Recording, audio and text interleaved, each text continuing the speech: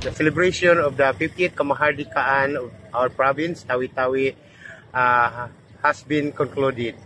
So, at least we are very proud to say na we successfully did it, and we were able to realize our objectives, especially on showing what is Tawi-Tawi and Tawi-Tawi to the world. Unang-una, yung aming naipakita namin kung anong meron kami, lalong-lalo na our colorful and beautiful culture. Lahat ng aming mga presentasyon ay nakaangkla doon sa turismo. Unang-una doon sa Lipa Festival, ang ating makulay na mga bangka na nung unang panahon ginagamit ng ating mga kapatid na Badjao, and roaming around not just in the islands of Tawi-Tawi but crossing the border to Sabah, Malaysia, and other parts of the Southeast Asia. So, ang pangalawa ay ang ating Agal-Agal Festival. So, we give value to Agal-Agal because it is the #1 product of our province. In fact, Tawi-Tawi is the major producer of seaweeds in our country.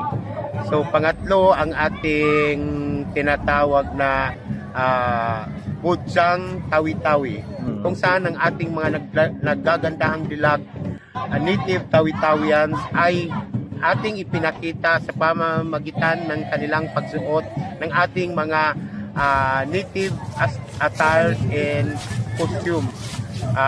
Batawi for the likes of Blay, Sambra, with matching sawal and habol, kahian or kindang.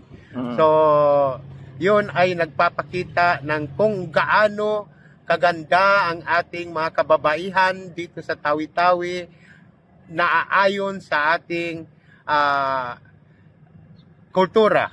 So, pang-apat ay ang ating Maligay Indulang Festival, na ang ating mga mumunting bahay-bahay na kino-cover ng iba't ibang native delicacy, gaya ng sa amin, lukot-lukot sa karamihan, yung native rice cake na panyam, at saka iba't ibang putahe, kasama na doon ng ating mga somtos seafood, lobsters, sea mantis, blue crabs, at marami pang iba. So, lahat ng ito ay nagpapakita ano at kung anong meron tayo sa Tawi-Tawi. So, we are very proud that by celebrating the 50th Kamahardikaan of our province, Tawi-Tawi, we're able to showcase Tawi-Tawi to the world. The governor, having this gobyernong kasali ang lahat, has this program of inclusivity. Walang pwedeng maiwan, kaya sa kanyang mga development plans and programs, palaging kasama ang ating mga kapatid na Badjao. In fact, one of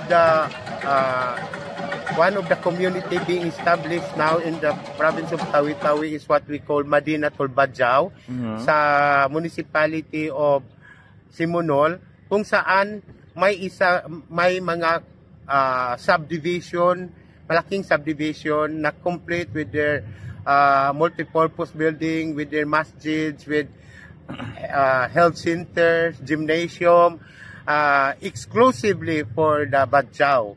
So we can showcase that Badjao is also being cared and given importance with.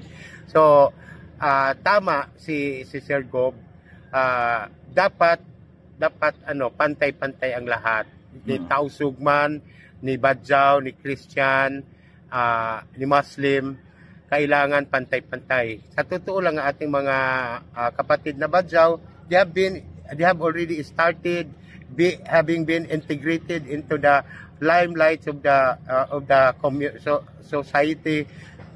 In fact, may mga graduate na ng magna cum laude, ng cum laude, ganon ka inclusive, at ganon din sila Kapulsigi.